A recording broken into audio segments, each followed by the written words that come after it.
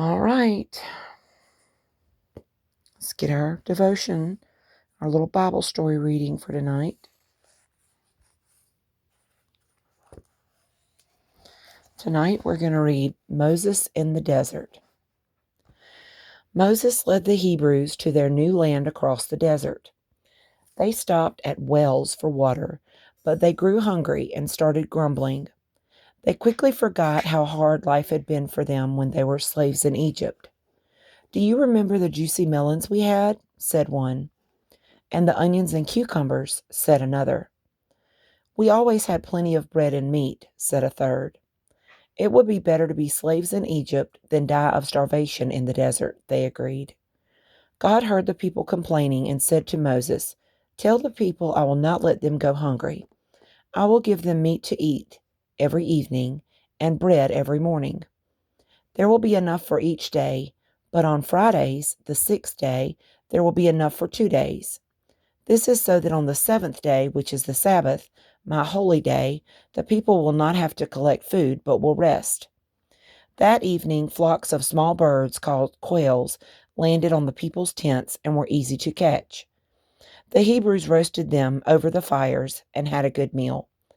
In the morning, the ground was covered with small white seeds, so thickly they looked like frost. People collected the seeds, ground them into flour, made bread, and baked it.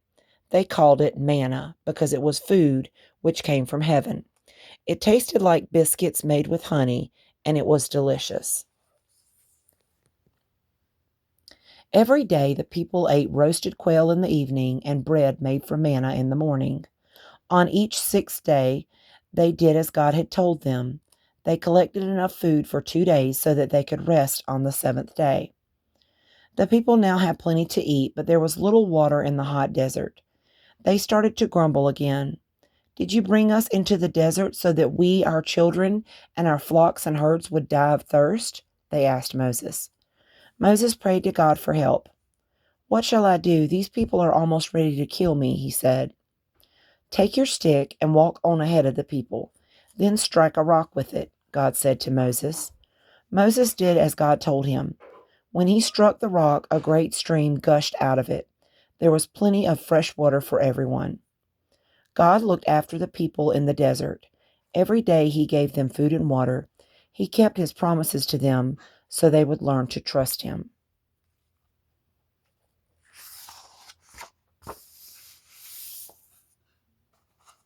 So what's the lesson there? As long as we what? As long as we trust God, he will meet our needs and he'll take care of us. Is that what that means? JC? Yeah. We just have to trust God, and if we need something, we pray and ask him, and he'll meet our needs, right? Logan's asleep. You asleep, Logan?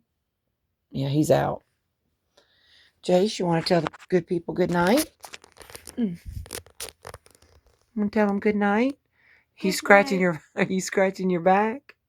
Mm-hmm. Okay. All right, guys. Well, we're going to get ready for bed. We hope everyone has a great night. We have a funeral to go to tomorrow, so don't really like funerals, but that's part of life, right? Mm-hmm. Is that right, Jace? Yep.